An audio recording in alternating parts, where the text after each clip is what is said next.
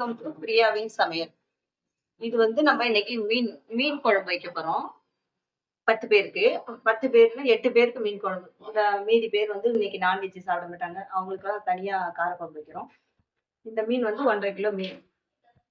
நகர மீன். இதுக்கு வந்து இவ்வளவு புளி.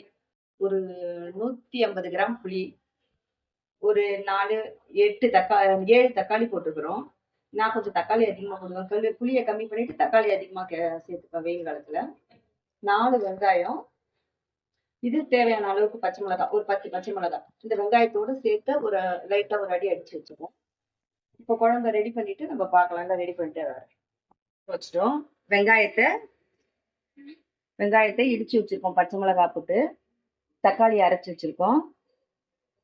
புளியை கரைச்சு வச்சிருக்கோமா. இப்ப இந்த புளி வந்து இந்த அளவுக்கு ஊறப்பட்டோம். அந்த அளவுக்கு மிளகாத்தூளை பிசைஞ்சு வச்சிருக்கேன். அந்த தக்காளி கொஞ்சம் அதை விட ஒரு 1/2 கரண்டி அதிகமா இருக்கணுங்கிறதுனால அதே அளவு கொடுத்து தக்காளிக்கும் சேர்த்து கரைச்சு வச்சிருக்கேன். எங்க பாட்டி வந்து இப்படிதான் கரைச்சு வச்சுதான் குழம்பு வைப்பாங்க. எங்க பாட்டி எப்பயுமே வந்து அளவு வந்து புளியை எந்த அளவுக்கு ஊற போடுறோமோ அந்த அளவுக்கு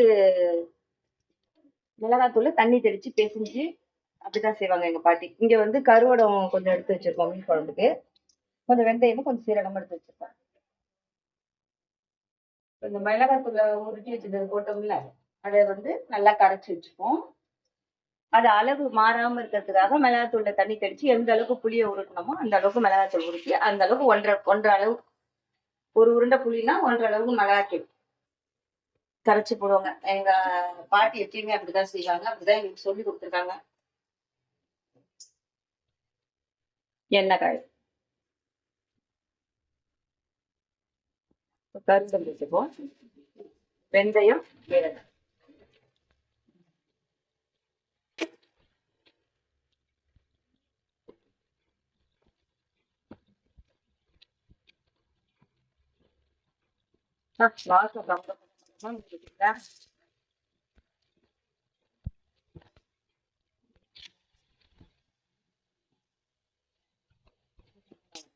அந்த கருவடம் பொரிஞ்சதும் அது அப்படி கறிகளை கருவடத்தோட நேரம் ஆகும்.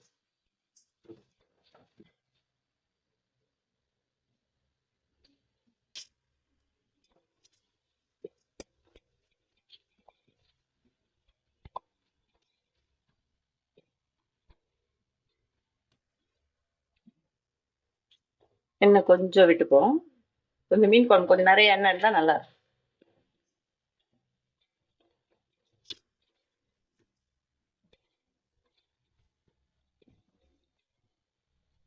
கொஞ்சம் வெங்காயம் வதங்கணும். தக்காளியை போட்டுப்போம். தக்காளி மட்டும் கொஞ்சம் நல்லா வதங்கணும். எண்ணெய் பிரிகிற அளவுக்கு வதங்கினா குழம்பு கொஞ்சம் வாசமா இருக்கும்.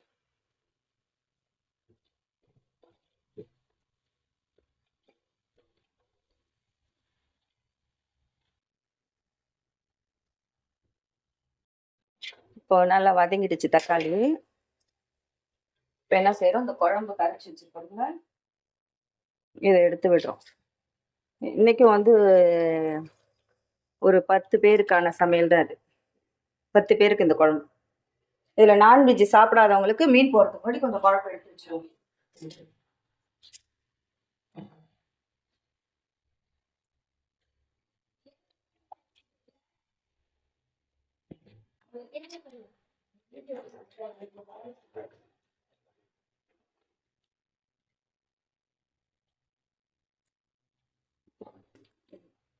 கரெக்டா இருக்கலாம். இப்ப தேங்காய் அரைச்சி வச்சிருக்கோம். இதை வந்து இப்ப குழம்புல போட்டுக்கலாம். குழம்பு நல்லா போயிடுச்சு. போட்டு ஒரு 10 நிமிஷம் கொதிப்பேன்.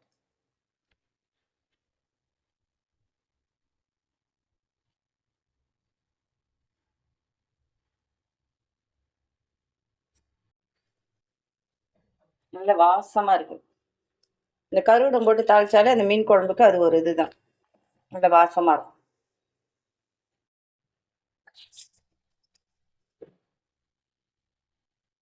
அப்படியே குழம்பு கொதிச்சு எண்ணெய் பிரிஞ்சு வரணும்.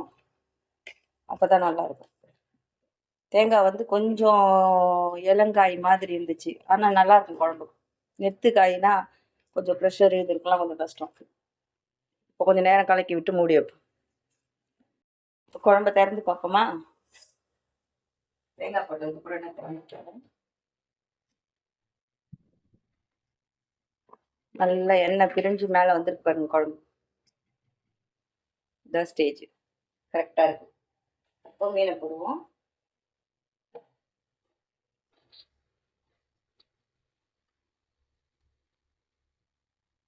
இதில் என்னன்னா மீனை போட்டதும் போட்டு ஒரு 2 நிமிஷம் தான் நல்லா டைட்டாக மூடி வச்சுட்டு உடனே ஆஃப் பண்ணிடணும். அப்போ தான் இந்த மீன் வந்து உடஞ்சி போகாமல் நமக்கு அப்படியே முழுசாக கிடைக்கும்.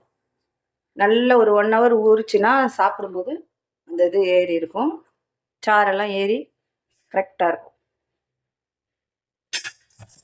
போட்டுக்கோம். இந்த குழம்புலேயே கொஞ்சம் குழம்பு எடுத்து நம்ம சாப்பிடாதவங்களுக்கு முருங்கைக்காய் மாங்காய் போட்டு கொதிக்க வச்சுட்ருக்கோம். இது வந்து நான்வெஜ் சாப்பிடாதவங்களுக்கு, ஒரு 4 பேர் சாப்பிட மாட்டாங்க அவங்களுக்கு. வாங்க ஃப்ரெண்ட்ஸ், இப்போ குழம்பு என்ன ஸ்டேஜ்னு பார்ப்போம். அவ்வளோதான், பார்த்தீங்களா? இப்போ அப்படியே ஆஃப் பண்ண வேண்டியது தான். நல்லா டைட்டாக மூடி போட்டிங்கன்னா அந்த இதுலேயே அப்படியே மீன் நல்லா சாறு ஏறிடும். இந்த புளிக்குழம்பு ரெடி ஆகிடுச்சு. மாங்காய் முருங்கைக்காய் புளிக்குழம்பு. வெண்டைக்காய் பொரியல் பண்ணணும், அதை பண்ணிவிட்டு அப்புறமா நான் காட்டுறேன்.